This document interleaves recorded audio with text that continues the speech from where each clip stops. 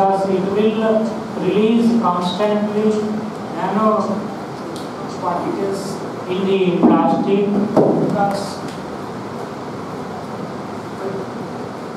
because plastic chocolate के ऊपर वो कई दिन तक, 1 महीना 2 महीने 1 साल तक रहने से that will have constant contact with the chocolate material, so it is having lot of chance to release within the chocolate that plastic material. इसलिए जो दादी माँ जो बनाती है लड्डू वो खाइए बच्चे, ये मत खाइए, चॉकलेट मत खाइए। तो कहने का मतलब जो घर में जो बनता है, मम्मी जो बनाती है उसको खाने का ज़्यादा प्रेफरेंस देना चाहिए, और बाद में हम कहते रहेंगे हमें क्यों ये बीमारी हो गया, तो उसका कहीं ना कहीं कारण होगा। कोई भी बीमारी बिना कोई कारण होता ही नहीं, वो हम नहीं जानते हैं कारण क्या है, लेकिन कहीं ना कहीं बचपन से हमने कुछ खाया होगा, कुछ पिया होगा, वो एक कारण बन जाता है। There must be a causative factor. इसको मेडिकल साइंस में एटियोलॉजिकल फैक्टर कहते हैं टेक्निकली। तो there must be a causative factor बीमारियों के लिए। खाली कैंसर में बहुत सारे डिसीजेस होता, मैं अभी बताने वाला हूँ। तो प्लास्टिक इन्विटेशन कार्ड्स, अभी शादियों में जो कार्ड जो बट रहा है वो भी प्लास्टिक कार्ड्स, क्योंकि वो आपको डायरेक्ट हाथ में रखेंगे, हर जगह घर में जाकर के देंगे, आपका हाथ से कांटेक्ट हो रहा है, फिर उसी हाथ से हम खाना खाएंगे और उसी हाथ से दूसरा आदमी पकड़ेगा, वो भी अपना हाथ से खाना खाएंगे। और ये सारे सिस्टम जो है that is more dangerous in coming future, particularly young generation, जो फ्यूचर जनरेशन जो होता है, तो उनके लिए ये सारे चीज़ अवॉइड करना बहुत ज़रूरत है। Plastic cigarette packets, cigarette packet की जो जॉब में रखते हैं वो भी प्लास्टिक से, और PVC banners less than 100 microns, जो मैं आपको बताएं, जो जितना पतला बैनर भी होगा वो ज़्यादा डेंजरस होगा। बैनर SUP बैनर फ्रॉम 1 जुलाई इन उत्तर प्रदेश। 2022 में महाराज जी उत्तर प्रदेश शासन में एक रूल लाए हैं और बहुत अच्छा सख्ती से उसको फॉलो करने के लिए जो है कुछ रूल्स लाए हैं। उसमें plastic carry bags, earbuds, plastic flask, ये सारे हैं। तो इस तरह से उत्तर प्रदेश राज्य सरकार भी बहुत सारे एफर्ट्स किए हैं प्लास्टिक को रोकने के लिए। मैंने बनारस में अपना एक्सपीरियंस में देखा, कुछ समय था प्लास्टिक हर दुकान में बंद हो गया, अभी फिर किसी कारण से फिर चल रहा है। तो अल्टरनेटिव्स, अभी जब हम हर चीज़ बंद करने के लिए कहें तो अभी किस चीज़ से हम खाना खाएंगे, तो सब खाना या सारे आइटम बंद किए तो हमारा अल्टरनेटिव क्या है, तो ये भी मैं बताना चाहता हूँ। अल्टरनेटिव अगर यदि यूज़ करना चाहे तो हमारे सामने है ईयरबड्स, जो कान में वैक्स निकालने वाला है, उसको प्लास्टिक की क्यों यूज़ करना, बैम्बू वुडन स्टिक्स भी यूज़ कर सकते हैं। प्लास्टिक स्टिक्स पर बैलून के लिए भी वुडन स्टिक और बैम्बू माने बांस की लकड़ी से बनता है। और प्लास्टिक फ्लैग्स, क्लॉथ फ्लैग, जो तिरंगा जो है कपड़े से बना दीजिए। प्लास्टिक कैंडी स्टिक्स, उसका भी बैम्बू, मतलब इतना वुडन आइटम्स, बैम्बू स्टिक्स, बांस की लकड़ी इतना ज़्यादा मिलती है भारत में, उसको यूज़ करना चाहिए। जो ग्रामीण क्षेत्रों में रोजगार भी मिलता है उससे, और एनवायरनमेंट की पोल्यूशन फ्री होता है। तो इसमें सबसे पहले मैंने जो बताया था, प्लास्टिक में जो 3 प्रकार के chemical substances which are petroleum products, अभी हम लोग एडवांस में जाकर के उसमें और भी केमिकल्स ऐड करने लगते हैं। ये सारे लिस्ट आप यहाँ देख सकते हैं, पॉलीप्रोपाइलीन से लेकर के ये हर एक केमिकल से क्या क्या आइटम या बनेगा ये आप देख लीजिएगा, बाद में स्लाइड्स आप कॉपी कर सकते हैं ऑर्गेनाइजर से। तो अभी समय की पाबंदी होने के कारण से मैं बहुत ब्रीफली आपको बता रहा हूँ। Particular chemical, particular plastic item बनाने के लिए हम यूज़ करते हैं। ये लिस्ट भी यहाँ पर दिए हैं। ये भी लिस्ट वही बताती है क्या क्या आइटम किस केमिकल से बनता है। अभी आप देखिएगा माइक्रो प्लास्टिक पोल्यूशन। ये जैसे मैंने कहा था, जो समुद्र के पानी में, नदियों के पानी में जो ड्राइनेज वाटर के माध्यम से जो प्लास्टिक थैली ये सब पड़ा है, वो स्लोली पानी के अंदर पड़े रहेगा और स्लोली नैनो पार्टिकल्स को रिलीज करता है। कई साल एक थैली हमने डाल दिया, मतलब वो रिलीज करते ही रहेगा। उसको कोई निकाल, को गंदा पानी में कोई हाथ नहीं लगता, किसके पास समय भी क्लीन करने का, वो रिलीज निश्चित रूप से रिलीज करते रहेगा। वो पानी बाद में किसी भी प्रकार से कंज्यूम करेंगे। जो सबसे ज़्यादा पानी कंज्यूम करता है फिश। हम लोगों से भी हम आरओ वाटर पीते हैं, लेकिन फिश तो डायरेक्ट समुद्र का पानी पीती है। और फिश जब हम खाते हैं तो उसके माध्यम से वो प्लास्टिक हम लोगों के शरीर में आ जाता है। इसलिए ये जो गाय भैंस जो रोड के ऊपर घूमते रहता है, मैं हमेशा देखा हूँ, वो भी प्लास्टिक थैली में जो खाना रखते हैं, वो भी थैली के साथ साथ वो उसको खा लेती है। कई गाय भैंस का सर्जरी कील करने के बाद 1-1 किलो 2 किलो प्लास्टिक उसके पेट से निकलता है। तो ये सारे प्रॉब्लम्स जो है एनवायरमेंटल पोल्यूशन में बढ़ते जा रहा है। इसको रोकने के लिए महाराज जी कई प्रकार प्रयास भी किए हैं और आगे भी करेंगे, और गवर्नमेंट भी कर रहे हैं। उसके साथ हम लोगों का सहयोग भी बहुत ज़रूरत होता है। जब तक हम अपने में अवेयरनेस नहीं आएगा, आपको मैं एक चीज़ बताता हूँ, जो चीज़ हेल्थ के अवेयरनेस के उसमें अदर कंट्रीज में है, मैं यूरोपियन कंट्रीज में भी देखा हूँ, बहुत सारे कंट्रीज में घूम के देखा, इवन बांग्लादेश जैसे एशियन कंट्री भी देखा हूँ। तो कहने का मतलब यूरोपियन कंट्रीज, रिच कंट्रीज जो है वो प्लास्टिक बहुत कम यूज करते हैं। They are not using plastic unnecessary. वो आयुर्वेद को भी प्रेफर कर रहा है। बहुत सारे यूरोपियन कंट्रीज में योग ज़्यादा, हम लोगों से भी योग वो लोग करते हैं। मैंने खुद अपने आँखों से देखा। हम लोग कहते हैं योग हमने यहाँ हमारा देश से डेवलप हुआ है, लेकिन जब आप दूसरे लोग उसको यूज़ करते हैं तो उनको फ़ायदा मिल रहा है, वो ज़्यादा हेल्थी है हम लोगों से। और वो 2 बार खाना खाते हैं, हम लोग 3 बार खाना खाते हैं। मतलब कहने का मतलब बहुत सारे चीज़ है, वो इनडायरेक्टली फॉलो कर रहा है अच्छे चीज़, योगा जैसे अच्छी चीज़, और हम लोग फॉलो नहीं करेंगे तो हमें ज़्यादा उसका दुष्प्रभाव देखने को मिलेगा। ये सारे एनवायरमेंटल प्रॉब्लम्स होता है।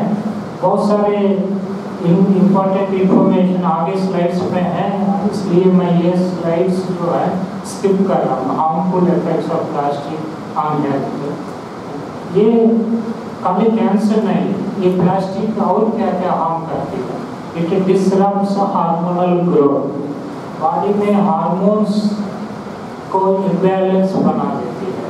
हार्मोनल ग्रोथ, बच्चे का ग्रोथ में भी प्रभाव डालती है। Increases risk of the kidney diseases, urinary tract और रीनल सिस्टम, किडनीज जो है इफेक्टिव होगा। और ब्रेस्ट कैंसर होने का मुख्य कारण जो है प्लास्टिक। लिवर कैंसर का भी मुख्य कारण प्लास्टिक। और increases risk of the diseases like diabetes, mellitus, etc. Avoid the adverse effects of plastic. कैसा अवॉइड करना है? ये तो है, adverse effects तो है। अभी हमारे पास सॉल्यूशन क्या होना चाहिए? सॉल्यूशन ये है, जो फूड ग्रेड प्लास्टिक्स होता है, जैसे पानी का जो ग्लास है, जो बिस्लरी बॉटल है, जैसे ट्रेन में आदमी जा रहा है, बिस्लरी बॉटल यूज़ किया ठीक है, लेकिन घर में वो बिस्लरी बॉटल यूज़ मत करिए। उसका थिकनेस कम होता है। जो आपको प्लास्टिक बॉटल जो यूज़ करना है जैसे स्कूल में लाने के लिए या ऑफिस में लाने के लिए, वो फूड ग्रेड प्लास्टिक जिसका थिकनेस ज़्यादा होगा। पेट बॉटल्स जो आप यूज़ करेंगे वो ज़्यादा हार्मफुल नहीं होता है, इसलिए बॉटल्स जो आप खरीदते हैं पानी लाने के लिए वो पेट बॉटल्स लीजिएगा। बिस्लरी बॉटल एक बार यूज़ करिए, उसको यूज़ एंड थ्रो, उसको हमेशा के लिए यूज़ मत करिएगा। पेट बॉटल्स यूज़ करिए, फूड ग्रेड बॉटल्स यूज़ करिए और फूड ग्रेड यूटेंसिल्स डब्बा जो भी दाल वगैरह भरने के लिए आप रखिएगा। तो इस तरह से जो है वो आपको कुछ एक्सटेंट प्लास्टिक से होने वाले दुष्प्रभाव को रोक सकते हैं। और उसके बाद ज़्यादा हम रिसाइकलिंग प्रोडक्ट्स के ऊपर ध्यान देना चाहिए। जैसे प्लास्टिक जितना यूज़ करते हैं उस प्लास्टिक को फिर रिसाइकलिंग करके उस प्लास्टिक से फर्नीचर वगैरह बना सकते हैं। अदरवाइज क्या होगा, उस प्लास्टिक को एनवायरनमेंट में छोड़ दिया तो फिर वो स्लोली रिलीज करते रहेगा, वो एनवायरनमेंट को पोल्यूट करेगा। जितना प्लास्टिक यूज़ कर दिया उसको रिसाइकलिंग करके हम उसको जो है फर्नीचर वगैरह बनाने में यूज़ कर सकते हैं। एक सिक्किम में एक साइंटिस्ट ने क्या किया, जो प्लास्टिक थैलियों से ग्रान्यूल्स बना के उसको रोड बनाने के लिए इस्तेमाल किया।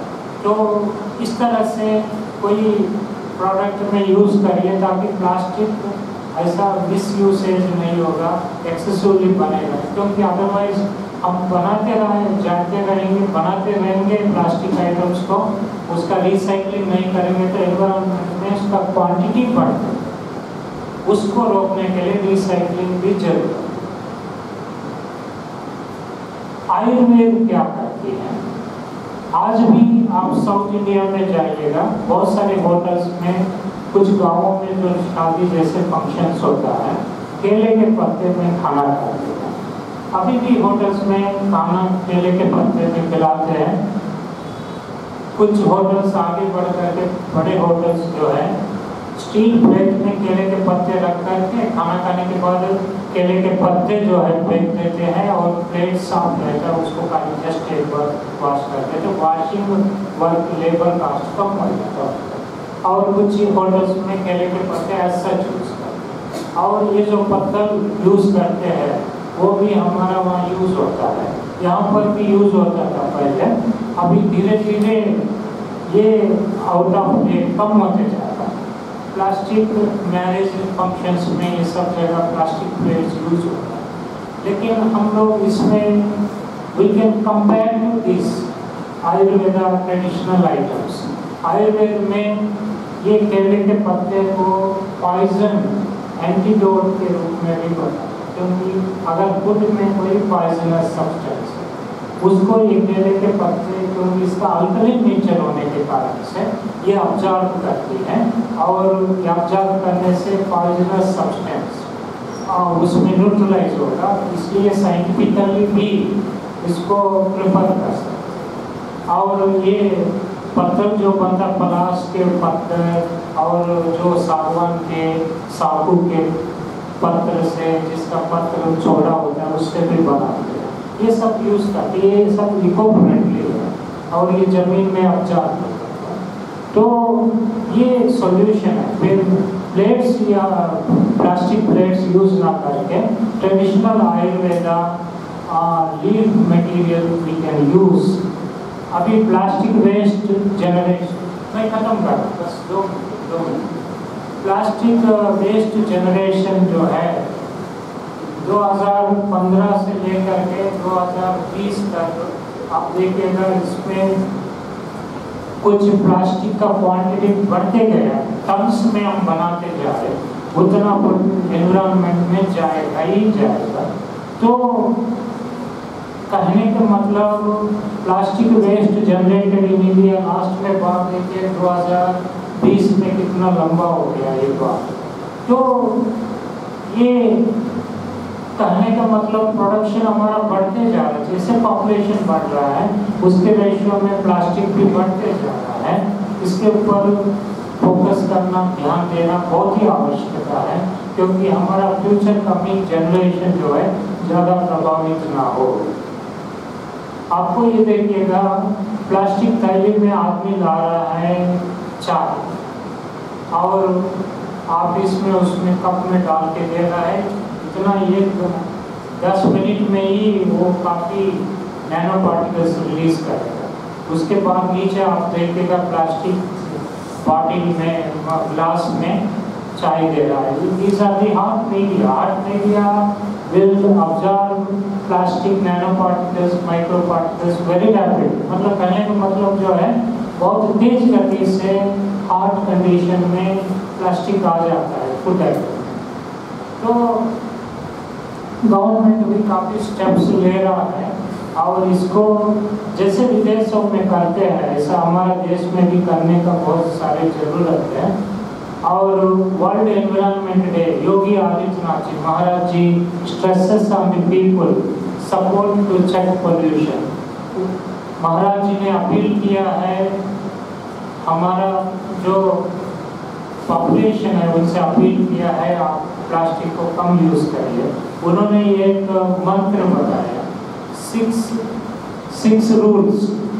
वो मंत्र में 6 प्रकार के रूल्स है। वो क्या है? रेड्यूस, मतलब प्लास्टिक को यूज़ करना ही कम करिए, सबसे बेस्ट वही है। रीयूज, मतलब जितना यूज़ किया उसको फिर यूज़ करिए ताकि वो ऐसा पड़ा नहीं रहेगा। रिसाइकलिंग करिए। रीयूज का मतलब उसको रिसाइकलिंग करने का प्रयास करिए। रिकवर, उसको कवर करिए, मतलब उसको रिसाइकलिंग करके कोई आइटम बना दीजिएगा। रीफैब्रिकेट, उसको फिर बना दीजिए कोई आइटम। एंड रिपेयर, उसको रिपेयर भी कर सकते हैं। मतलब कोई बड़ा प्लास्टिक आइटम है उसको फेंकना नहीं, उसको रिपेयर करके आप यूज़ करिए। मतलब ज़्यादा आप डिस्पोज करते जाएंगे प्लास्टिक नया आइटम हम लेते जाए तो प्रोडक्शन बढ़ते जाए। तो प्रोडक्शन को रोकने के लिए तरीका 6 रूल्स ये महाराज जी ने बनाया। तो कहने का मतलब गवर्नमेंट तो एफर्ट्स कर रहा है, लेकिन हम लोगों को भी अपना सहयोग देना पड़ेगा। Measures to tackle plastic pollution, इसमें मैंने बता दिया क्या क्या मेजर्स है लेना चाहिए, ये बाद में आप ऑर्गेनाइजर्स से ले लीजिएगा। स्टेट गवर्नमेंट इनिशिएशंस क्या है और बाकी इनिशिएशंस क्या है। मिशन लाइफ नाम से सिंगल यूज प्लास्टिक रिडक्शन, एक बार यूज़ किया उसको फेंक दिया, उसको थोड़ा कम करना पड़ेगा हमें।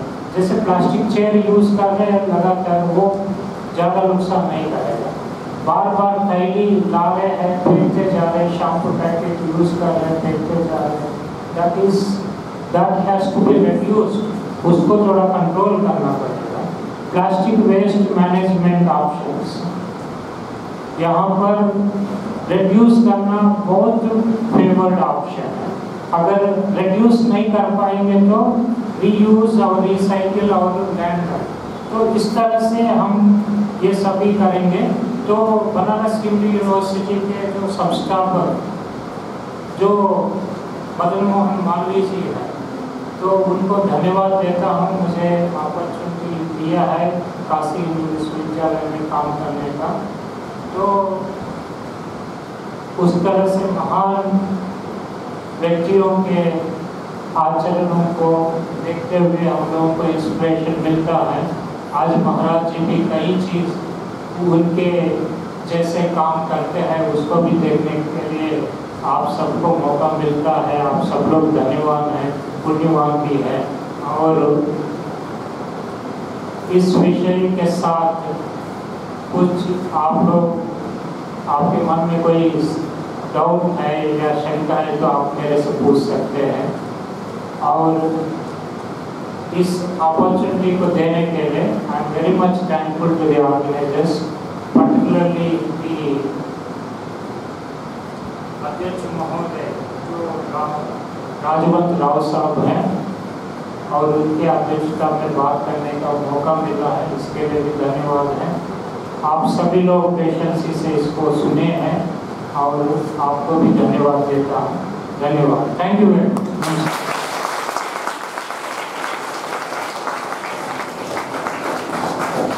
Thank you sir. अब मैं अध्यक्षीय उद्बोधन के लिए प्रोफेसर कांचन राव सर को आमंत्रित करता हूँ। कितना समय है?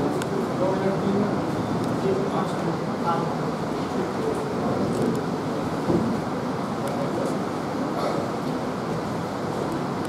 इस व्याख्यानमाला के मुख्य अतिथि के रूप में अपना व्याख्यान देने वाले प्रोफेसर के रामचंद्रन रेड्डी जी, जो कि बनारस हिंदू विश्वविद्यालय में रसशास्त्र और आयुर्वेद के आचार्य हैं।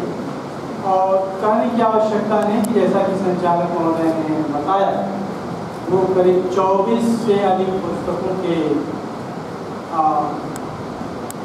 लिख चुके हैं। और इसके साथ साथ उनका जो अप्लाइड ज्ञान, उस अप्लाइड ज्ञान के कारण वो सोसाइटी को भी सर्व कर रहे हैं।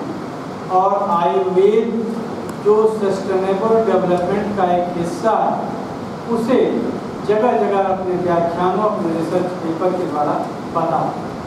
साथ ही जो आयुर्वेद के संस्कृत में ग्रंथ हैं, उन्हें वो आसान शब्दों में पुस्तकों के रूप में, अपने शोध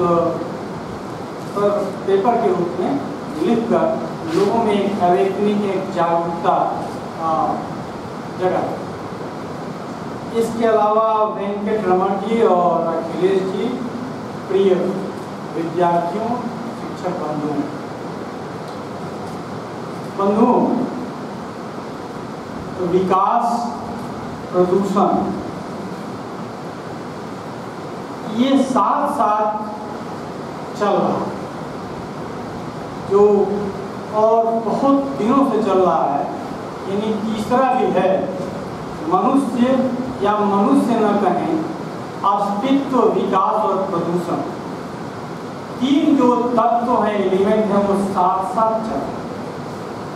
अब तक उन्होंने साथ साथ वो चले, लेकिन अब अस्तित्व पर यानी मनुष्य पर ही संकट उत्पन्न हो गया है। एक्चुअली जो सबसे बड़ा प्रदूषण का कारण है प्लास्टिक, वो एट सोर्स बंद होना चाहिए। जैसा कि आपने रेड्डी साहब ने कहा कि सड़क निर्माण इसमें यूज हो रहा है, लेकिन सड़क जब टूटती है तो प्लास्टिक के पार्टिकल्स हवा में उड़ते हैं और फिर हमारे सांसों में या हमारे स्वास्थ्य को वो प्रभावित करते हैं। तो प्लास्टिक सचमुच कहीं से भी ठीक नहीं है। और थिन जो प्लास्टिक है वो तो बिल्कुल नहीं। मनुष्य के साथ मनुष्य के दिमाग और स्वभाव का ओरिएंटेशन जो है वो आसानी, सस्ता और लाभ की तरफ और हमेशा रहता है कि जो अवेलेबल हो, सस्ता हो और जो लाभप्रद है उसे मनुष्य आसानी से करता है। और इसीलिए प्लास्टिक का यूज उसके जीवन से खत्म नहीं हो रहा है, समाप्त नहीं। लेकिन बच्चों, जब अस्तित्व पर संकट आए, स्वयं अस्तित्व पर संकट आए, तो किसी की नहीं सुननी चाहिए। बस प्लास्टिक का यूज हर हाल में बंद होना चाहिए। ये जो विकास है, ये स्वयं मैं देख रहा हूँ साध्य बनता जा रहा है। ये जबकि साध्य क्या है? मनुष्य साध्य। जब तक विकास मनुष्य साध्य नहीं होगा, तब तक हमारी मानवता के लिए ठीक नहीं। और जो टिकाऊ, मजबूत और मनुष्य साध्य विकास अपने पर्यावरण को लेकर ही हम कर सकते हैं। पूरा पर्यावरण एक खाद्य श्रृंखला में तब्दील और हमारे साथ साथ, आपके अस्तित्व के साथ साथ जो अरबों जीव और वनस्पतियां हैं, उन सबका अस्तित्व साथ साथ इस इसी को कहते हैं बच्चों सांद्रिक विकास, धारणीय विकास या सस्टेनेबल डेवलपमेंट। इसीलिए हमारी सरकार प्रोजेक्ट टाइगर पर बहुत ही फोकस कर रही है। बता देना भाई कितने मिनट तो मैं 1 मिनट आप ही का बचा दे रहा हूँ। बहुत ही अच्छा लगा, मैं तो आता, मैं बातें अपनी कहता, तो बहुत ही अच्छा ये भी लगा कि अक्सर प्लास्टिक के प्रदूषण में बात होती रहती है और प्लास्टिक की बॉटल रहती है, तमाम चीज़ें प्लास्टिक की रहती हैं, लेकिन महाराणा जंगल दूषण ने इस बात का ध्यान रखा है कि वो स्टील का बॉटल और शीशे की गिलास। और रेड्डी साहब ने आज प्रदूषण और प्लास्टिक पर भाषण दिया है, ऐसा ना हो कि कल के व्याख्यान में ये बना है। ये प्लास्टिक का बॉटल और शीशा तमाम पर्यावरण की चीजें, क्योंकि बच्चों ये बहुत ही खतरनाक बात हमारे समाज में होती जा रही है कि जो हम कहते हैं उसी पर हमारा विश्वास नहीं है। वो केवल हम गले और दिमाग से बोलते हैं ये बात ठीक ना, जो हम कहें, जिस पर हम व्याख्यान दें या जो हमारे विचार हों वो हमारे ही विचार हों और उस पर हम चलें, तो सचमुच जहाँ तक हो सके आज ही से सब्जी वगैरह लेना पॉलीथीन में बंद कर दो तुम लोग, और बाटल लाया करो, और बाटल 5 महीने में पैसा जुटाओ प्लास्टिक का बाटल पीने का फेंक, ठीक ना बेटा? तो थैंक यू वेरी मच।